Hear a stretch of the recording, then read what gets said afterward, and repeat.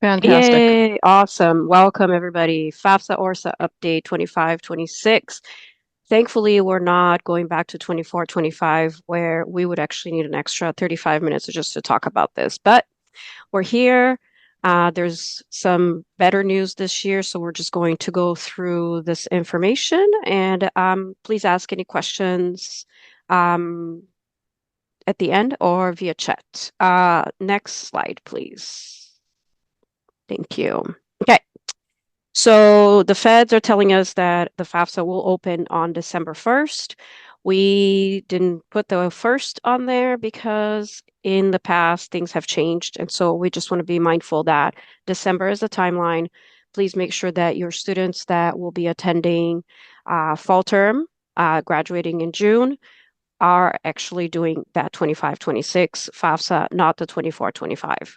If you have any early graduates, winter and spring, please make sure that the 24-25 FAFSA is also done. There is a FAFSA prototype. The access code is on the screen. You are welcome to check on that.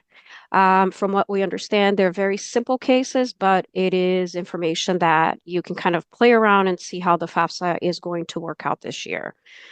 There's also a FAFSA known issues page that is constantly being updated. All the information on there right now is basically for 24-25, and they are updating it to also show 25-26. And so we expect to see more information about that coming up in the next few weeks. Thank you. Next slide. ORSAA. Same thing. So for those of you who do not know, the ORSAA is the Oregon Student Aid application for undocumented DACA students, and it will also open December 2024. The ORSAA mimics the FAFSA exactly, so our vendor usually has to wait a few days before we can open the ORSAA until the FAFSA is open. So once the FAFSA is open, usually a couple of days, maybe a couple of weeks later, we open the ORSAA. We want to be as equitable as possible, but there are some needs that are not being met by, what the vendor is receiving from the federal government with any possible FAFSA changes and specs and things like that. So a couple of weeks, so just keep an eye open for that. And the cycle is the same as the FAFSA cycle. So it mimics the FAFSA almost, it's almost identical with exception of a few things that we're going to talk about in a little bit. Next slide, please. FAFSA ORSA filter tool is on our website. We highly recommend that your students that are kind of unaware of why they would do one application or another. Obviously, you don't go around asking students, are you documented? How about your parents? So things like that, obviously to maintain confidentiality and put them at ease, we would want them to go through the tool, the filter tool first, because we don't want students doing both a FAFSA and an ORSA. It gets really confusing in our system because we can't, it takes a second for us to identify if the student should really be using one form or the other. And so we ask that you are cautious on your side if you're helping them fill out the form. And please feel free to use our website for that. Students that are ORSA students, once they create their account and start their application, they will go through a filter tool as well to make sure that they are in the correct place. So again, just kind of like a double safety, just to make sure that we're getting the right information out. Thank you. Next slide. So who's the financial aid parent? There is a parent wizard available now, which should be way easier to navigate than trying to figure out whose parent needs to be included when and where. And so obviously that is probably one of the biggest questions we receive. And we do know that, the feds kind of changed how they phrase the question. So it's no longer which parent you live with, but what parent supports you the most. And so those are the kinds of things that we want to think about when we are helping students. So Are your parents married to each other or do they live together? And the parent wizard is skip logic. And so it starts with are your parents married to each other? Or do they live together? And then depending on what you answer, it goes on to the next question to determine which parent you need to be using, your students need to be using. So are parents married to each other or do they live together? And then obviously if they do, both parents will report information on the FAFSA ORSAA. Also, if not, what parent provided more financial support over the past 12 months? So that's when you have your divorced parents or unmarried parents that live separately. We want to make sure that the student is using the parent that provided the most support. Though I will put a little in, air quotes here and in parentheses that nobody's checking. The student is not checking, the school's not checking, the feds are not checking, nobody's checking. And so guide and advise your student properly on what parent would be most beneficial for them to enter on the FAFSA. Is the parent that provided more financial support remarried? Then step parent will also have to report their information. So remember, if the parent contributor is remarried to somebody else, it doesn't matter if the student gets along with the step parent or not, their income will also have to be included. So those are things to keep in mind. Though, again, instead of asking so many questions and trying to guess, we would recommend that you go through the parent wizard so that obviously you have right there telling you exactly what parent you need to be using. Next slide. Thank you. Non-financial aid parents. I think, again, this is the biggest question of all questions that we receive, and I've received for the past 20 years. The people listed on this slide are not the student's parent for financial aid purposes, unless they have legally adopted the student. And so unless, again, legally adopted a student, these different types of very helpful human beings that it do exist and is very common, as we know, are not to be included on the FAFSA as a contributor. If a student was living with a biological or adoptive parent who was married to the student's step parent and the parent passes away, the widowed step parent is no longer the financial aid parent on the FAFSA. So remember, adoptive parent or biological parent, okay? Even if you live with your grandparent or another relative or friend, you cannot put them on the FAFSA as your parents unless they've adopted you. A guardian is not an adopted parent, a parent that adopted the student. They're just a legal guardian. There's some sort of court document that says this person is now under your responsibility, but they're not, again, unless they've been adopted, then no. The grandparents seems to be the one that comes up the most because some parents are just not available at all, and parents have taken care of the students since they were born. Does not matter unless they are adopted. Okay, so again, if you live with a grandparent, for example, and your parent or parents live down the street, you will need to use your parents on the FAFSA. If your parents live in another state or another country, you must use their information as well. Okay, so again, parents are not here. Students live with somebody else who is a guardian. Does not matter. Parents will have to complete the FAFSA unless there's an extenuating circumstance. Living outside of the country is not an extenuating circumstance unless they live like in a war zone or something like that, where there's absolutely no way to contact them. Otherwise, they will be expected to show up as contributor. If you live with a foster parent or legal guardian, then you check the appropriate box on the FAFSA student dependency section to be considered independent. So again, if you're under legal guardianship or you've been in foster care, that would be one of the questions that would end up making you independent, but they are not. It's not because of your parental situation. It's basically because you're just in another kind of like a dependency situation, if you will. Next slide, please. Federal Student Aid ID. They're trying to change it into studentaid.gov ID information, and I think the FAFSA, excuse me, the FSA ID kind of stuck for a while, and so we're kind of let's just go back to the two slides ago. Selena? There. Okay. So the first step to complete the FAFSA is to create the FSA ID. So even if the 25-26 FAFSA is not available as of right now, as we know, we can already have students and parents, contributors, apply for their FSA ID and have that all done. It's an account with a username and password that allows students to sign the FAFSA electronically. It's also used to apply for federal student loans, and dependent students should also have their parents and contributor apply for a separate FSA ID because they're going to have to complete the FAFSA part, and they're also going to have to sign the FAFSA. Again, really important, one email per person. If a student and a parent try to create an FSA ID using the same email address, it will become an issue. And so we want to make sure that you come in here ready to basically have this done. The FSA IDs have to be very secure because they're connected with social security numbers.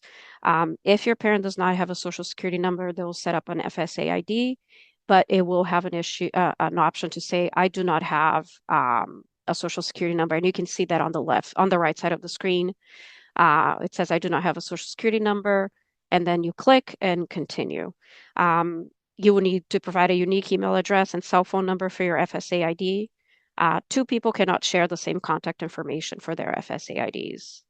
You can reset it if you forget your password. Sometimes both parents would need an FSA ID, sometimes only one parent. So again, before deciding who will be, you know, creating an FSA ID, we usually recommend that you go through the parent wizard first. And once you've gone through the parent wizard and it's been determined, then you know who needs to do it next. Okay. So this is really important. This is how you're going to, that's your entrance, your login information to all federal aid things.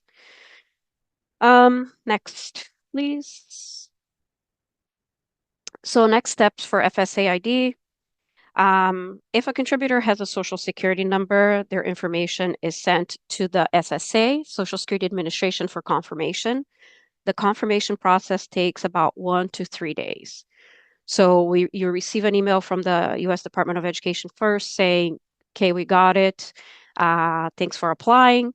We're going to verify your information. This happens within 1 to 3 days. And then they send you another email and say, you're now welcome to use your FSA ID to complete your FAFSA, to contribute to the FAFSA, etc. If the information that you enter, like your name, your SSN, and everything else do not match, because again, it goes to SSA for verification, then there's going to be a delay, obviously. So obviously, the discrepancy has to be resolved, and it would most likely delay the application process, though we would, like I said, if you can get started on anything, that would probably be your next step right now. Let's see what else I want to tell you about this.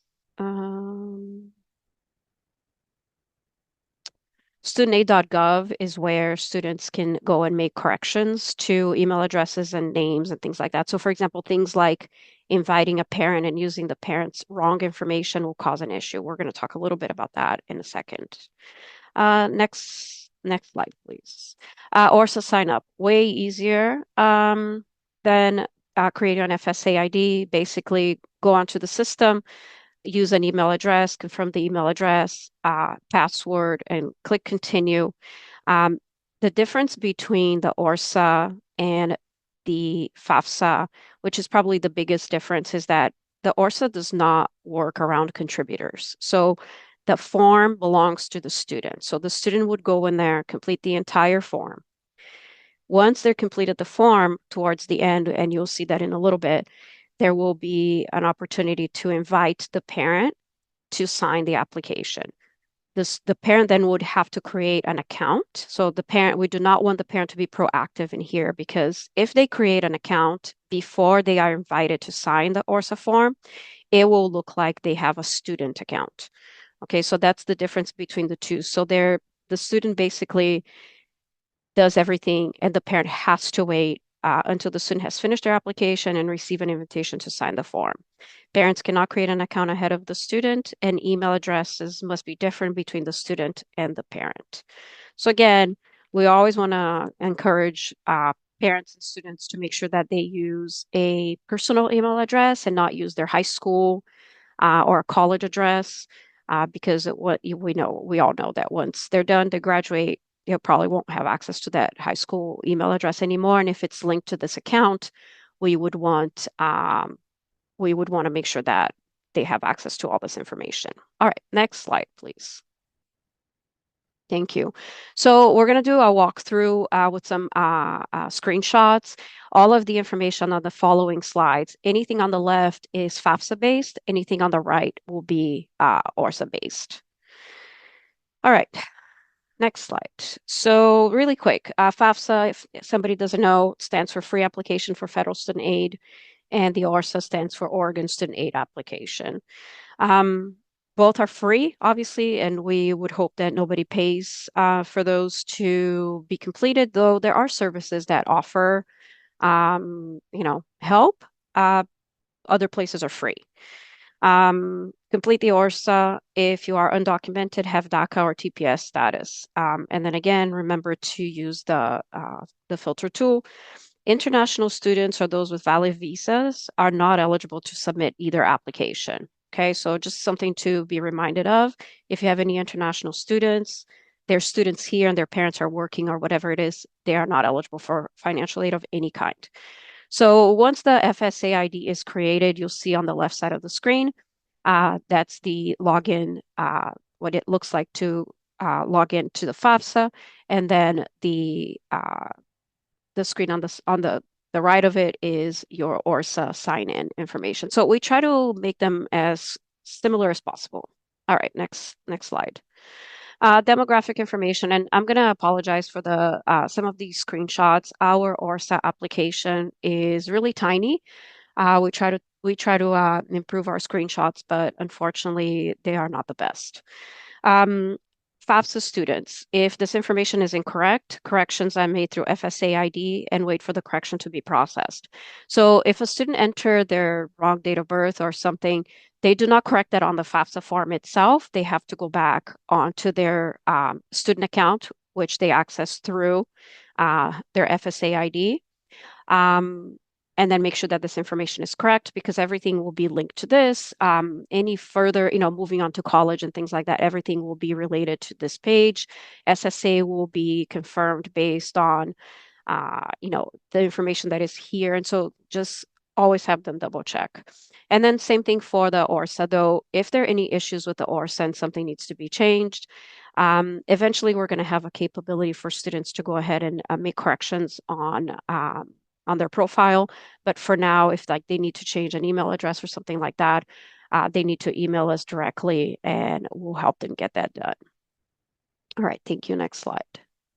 Okay, so FAFSA student income again. So for those of you who don't know, in 24-25, students had to, again, use the FSA ID, create their FSA ID, and then provide consent for the IRS information to be transferred onto their FAFSA form.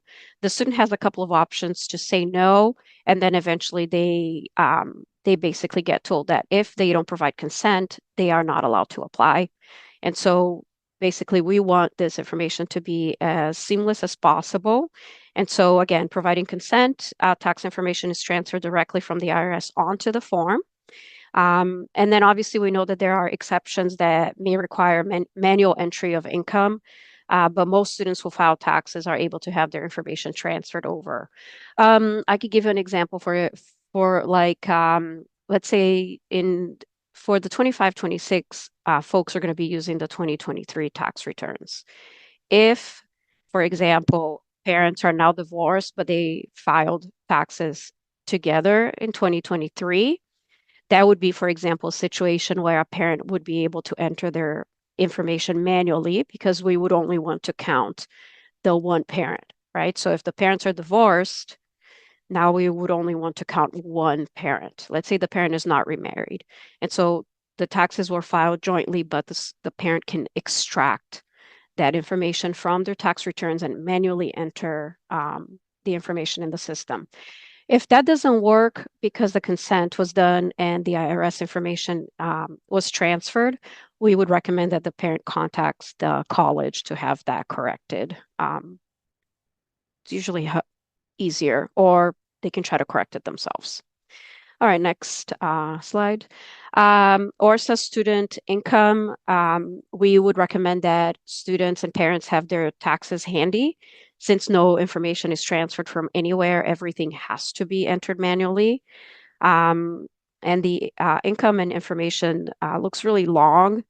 But it's because everything is in English and Spanish, and then the instructions on how to answer the questions are all listed on the screen. And so it makes it seem like it's a really long application, but it's basically the same questions that that are on the FAFSA. No skip logic here, so you'll see that it will ask all of the questions. Next slide. Student assets. So a couple of things about assets.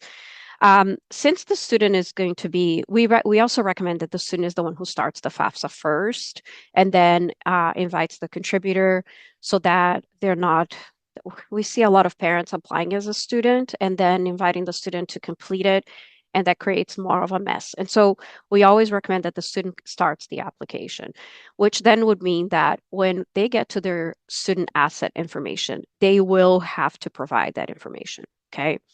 If the student is dependent, assets will be counted toward the SAI calculations if the contributor earned more than $60,000 in the tax year. So let's say the student puts their asset information here, and then parents kick in, are going to go complete the FAFSA, and then parent made like 30 grand. Students' asset information will be automatically discarded. So it's not going to count towards the SAI calculation. So again, skip logic kind of works once everybody's information is on there when it comes to deleting things that will not be part of basically the big formula. So again, the students will notice that they're not going to be able to skip over it. And then it's the same thing with the ORSAA application. We definitely want them to put the information on there. Otherwise, they're going to get those little red boxes. Okay, that's good. Next slide. Okay, so adding colleges and universities. Both applications have 20 spots for colleges. We definitely recommend that the student adds at least one Oregon college. So again, if we get a lot of students saying, oh, we're going to go to a four-year college right after a four-year university institution right after high school. And it turns out sometimes that that's not something that works out for them, either because they can't travel or whatever, there's no funding, they're not eligible for enough aid. And so we always recommend that they list at least a community college.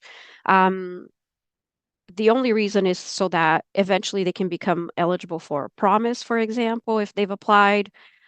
They can be eligible for any other aid. And so we definitely want to make sure that both applications include at least one community college. And if there's any possibility at all that the student would go to a four-year institution, they can list that as well. The ORSAA will only allow students to list Oregon colleges, and but the FAFSA can have you basically put anything on there.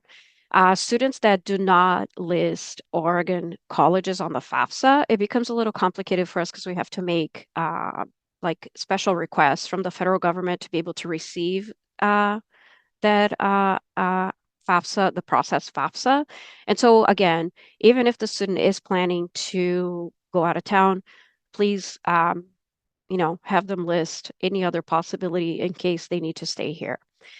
For students that apply for Oregon Promise, real quick, and don't list the community college, they will be notified by us that we have their Oregon Promise application, but that a community college is not listed on their FAFSA, which then disallows us from awarding the student because there is no place to allocate the funds because the student is telling us that they're not attending a place that would qualify for that grant.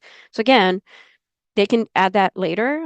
Students that started already and haven't done that, they can still add the college until around right before Thanksgiving when we start reporting and then we start locking colleges and awards.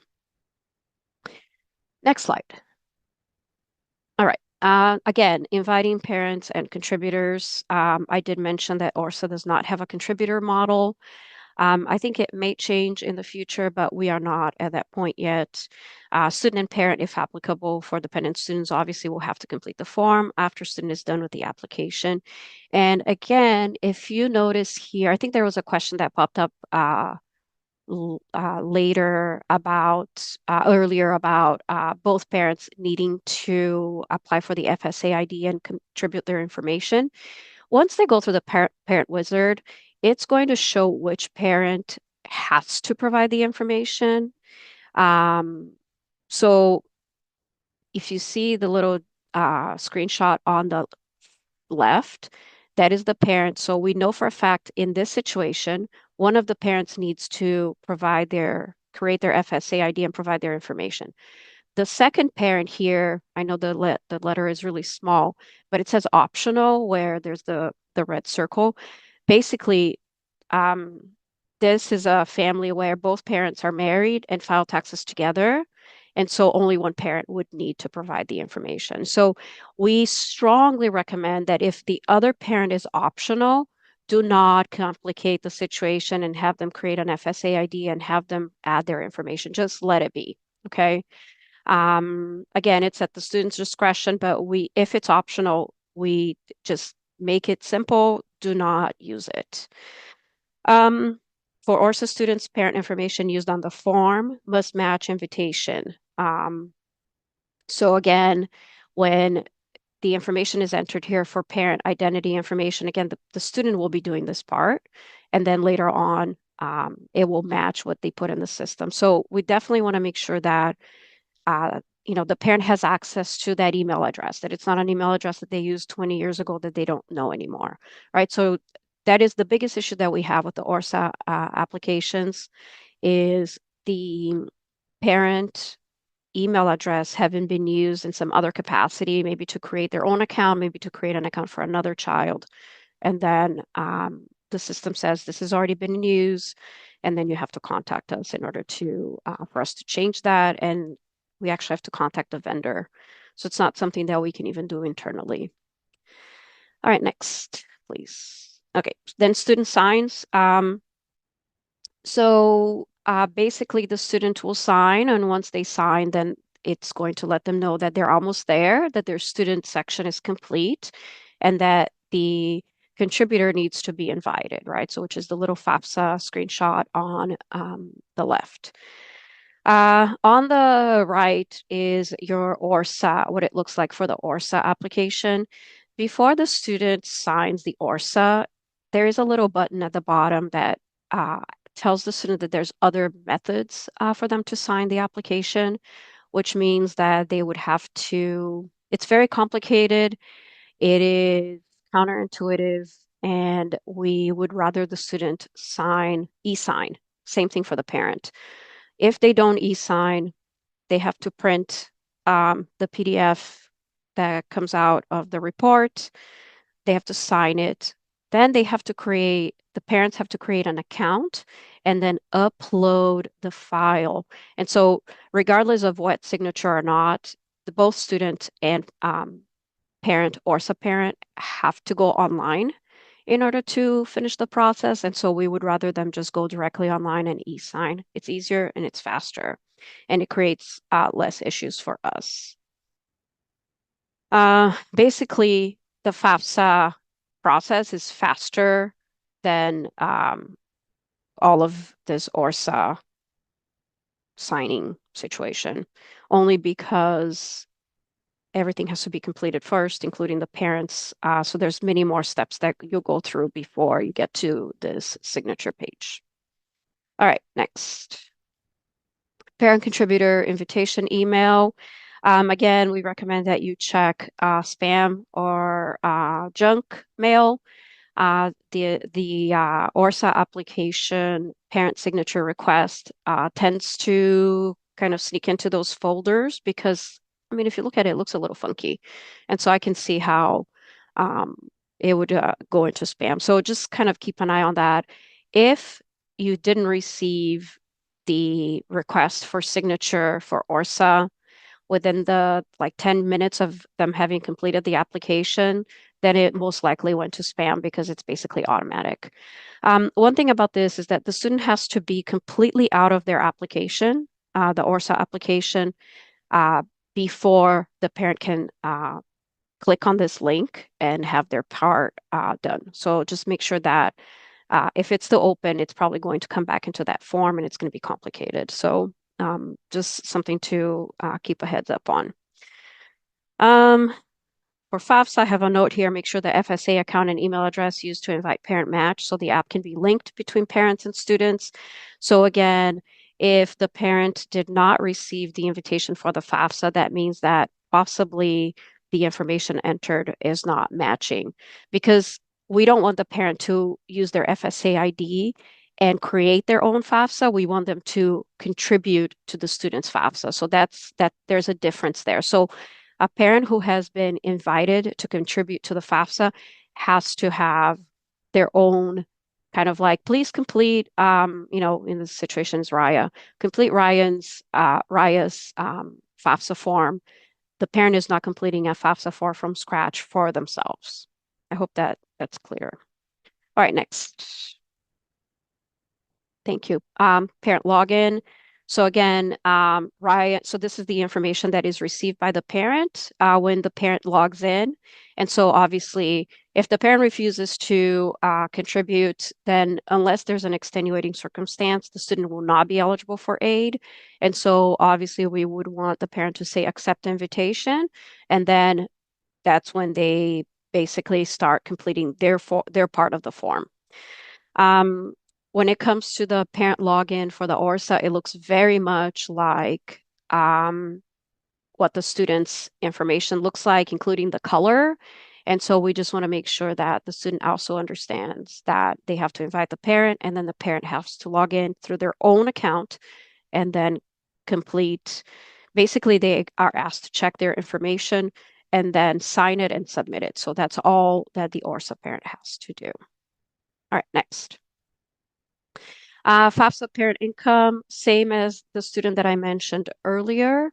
The parent will provide consent. If the parent does not provide consent, then they are informed that they can't apply and that the student is not able to receive aid. And so again, the parent is consenting to have the IRS transfer the information onto their FAFSA, their part of the FAFSA form. And parents and students don't overlap, so they can't necessarily see each other's information, including income information. All right, next.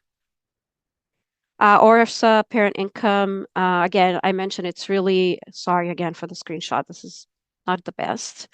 It's actually a terrible one, but again, this is how it looks on the screen. You see all of these red boxes, and they all have to have a number on there in order for the student to be able to move forward to the next page. And again, this is parent information, parent income. Nothing gets transferred automatically. And again, this is going to be part of what the student will be completing before the parent goes in there and finalizes their part. Doesn't mean that the parent can't check to make sure or help the student do it. Hopefully that's the situation. But again, this is still part of the student's application, which is what differs from the FAFSA. All right, next. So then parent sign and submit, very similar to the sign and submit for the student part. So basically, it's a summary that confirms that they understand the terms and conditions. They have to click the box and then sign and submit. And then the same thing for the ORSAA, the parent has to enter their information, make sure the password matches and everything else, and then next, and then basically it is done. Next page. Oh, wow, check me out. I'm done. All right. For ORSAA questions, please do email us. For all questions, please do email us. For any of our grants, information for any of our grants, please email us. Let us know how we can help. If something was not clear, please let us know. so that we can address them. And look at me, I left us almost 17 minutes to address any questions or concerns. So um, if we want to stop sharing, we can go through some of the questions. Thank you. I can actually see you guys probably can't see me, but I can see you because I don't have a camera. Yeah. So we'll go to questions next. I did put the links that were in the PowerPoint in the chat, including our emails. And I believe, and then I'll go through questions as they were received in the chat. So I'll ask them, and then Deborah, you can go ahead and answer. So the first one is, if our student is a senior graduating in June 2025, are they filling out the 25-26 or the 2024-25 FAFSA? They're doing the 25-26 Okay. because they would be, so the 25-26 cycle is for students that start receiving aid in fall 2025. And so that will be the new FAFSA then. So 25-26 for sure. Great. Do both parents have to create an FSA ID or just the one who will be filling out the form on behalf of the parents? Again, it depends. If you don't know, the most used words in financial aid is it depends. And that's basically what it is, which is why we recommend using the parent wizard. There are situations in which only one parent will need the FSA ID and some situations in which both will. It will depend on the parent's marital status and some other things. So that's an it depends. Okay. Our next question, is FSA ID available to be created for those parents who live outside of the US? An example is a parent who lives in Mexico. When entering the address, the states in Mexico are not listed and therefore unable to create an FSA ID. It was an issue last year, and they're asking if we know if that has been resolved for the 25-26 FAFSA. So from what I understand, they are doing a lot of FSA ID testing. They've been doing it since. So there's a beta testing opportunity that came up for high schools around the country to get ahead, just so that they can be used as pilot applications in a way. Obviously, they're going to be final applications, but what the feds are trying to do is make sure that everything works okay, or better than it did last year before they actually launch the form to the entire country. And so they've been testing different scenarios with FSA IDs, and I'm part of they call it a czar FAFSA expert group with the Department of Education, and they're telling us that they seem to be finding less and less glitches with the FSA IDs. Parents that live, remember that um, if the parent doesn't have a social security number, they have an option to do that. But yes, even if they live in another country, they should attempt to create the FSA ID and take it from there. And I think foreign country works as an address. But again, they're kind of streamlining and getting the system a little better. So I'm hoping that this year will be a little bit less convoluted than last year. Okay. So the next question is about marking I do not have a social security number. Do they put zeros in the box, or do you just leave it blank, or does the box go away once you check that I do not have a social security number? We're told it grays out. We're told the box grays out. And so it's not where you have to figure out, do I want zeros? Do I want my 10? It's basically just grays out, and the verification becomes kind of a manual process. Okay. And then in the presentation, you mentioned adding colleges, and then I think you said regarding ORSAA, around Thanksgiving, you're not able to Yeah, I submit felt like colleges. I confused it a little bit. Okay. So we would like, obviously, for a student to add a community college when they apply. Okay. And so when they're completing the FAFSA, please list a community college. If they don't, because the goal was to attend, any college outside of the state, they have the chance to, even after college started, to add a community college. For Oregon Promise purposes, it gets a little complicated in our system if the student adds the community college after the beginning of the term and into like Thanksgiving time frame, for example, because our system is a little, it lacks a little when it comes to functionality.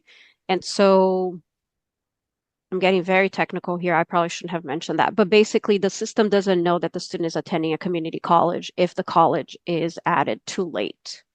And too late for us would be like during fall term, will be like around, Thanksgiving time when we lock the awards and no changes are made to the students' accounts. And so we just want to be mindful of that. So if you have a student right now, again, 20 spots on the FAFSA and on the ORSAA, just list one, list two, list five. There's 17 community colleges in Oregon. List all of them. Doesn't matter. Okay, just so that there's enough time for us to check for awards and have the system award in a timely manner. That's basically what I wanted to say about that. Okay, so the next question, do we have guidance for students that have had their identity stolen? Yeah, that's a tough one. Obviously, there's a communication with the Social Security Administration. Obviously, I'm assuming that, the fact that and if this is confirmed, okay, if this is confirmed, um, identity stolen, so it's not like, oh, I tried to use my social and it says it's already been in use. It could have been because you've created an account a long time ago. And so just make sure that it's not really identity theft. And so if there is the case, then I think they have to contact SSA for information and for documentation. And then they have to contact studentaid.gov, their customer service, because they're going to have to give them further instructions on how to create the ID or bypass something because they have to be created anyway. And so I would double check to make sure that this is truly identity theft. And there might be issues. I mean, it might be a lingering issue that will be a little bit more tougher to solve. But I think between SSA and the feds is basically a conversation to be had about what to do next. Okay, and kind of a follow-up, the second part of that question is, like you were mentioning, sometimes students try to fill it out, but then there's a notice saying that the Social Security number is already in use for an FSA ID.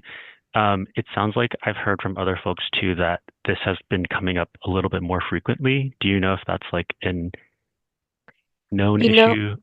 No, you know what I think it is? I think it's like, I cannot tell you how many times we get applications and FAFSAs with the parent information, like the parent's name, parent's email address, and then the student's social security number or vice versa. And so again, it's possible that the parent had already created an account using the student social, not because they're trying to, this is not identity theft. It's just like, oh, oh my gosh, okay, I need to help this student. I need to help my child.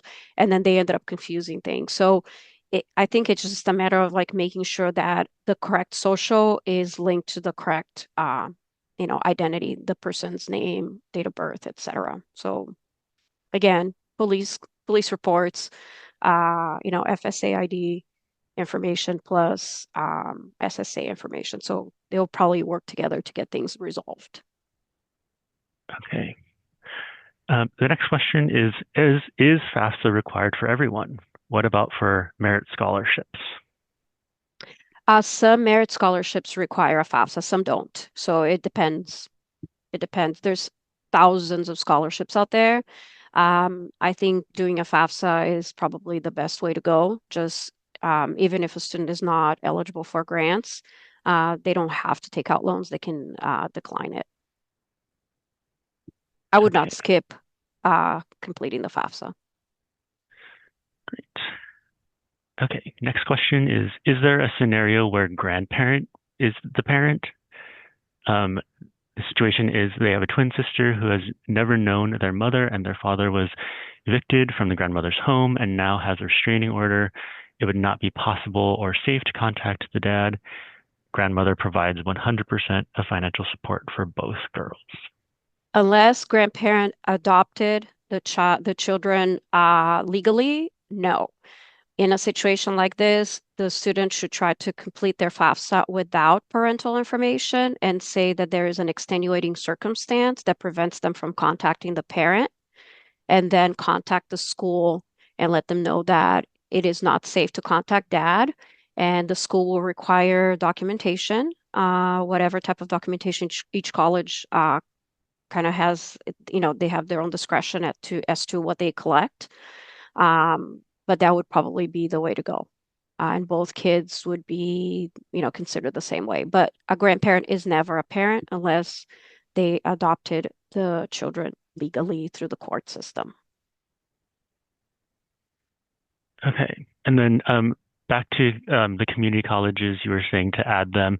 Does that pertain to all students or pertain to students applying to 4 years out of state?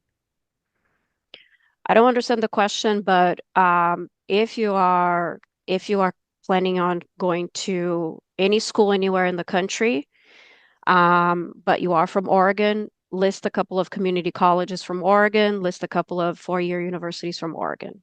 I'm not, if Mary Beth is here, but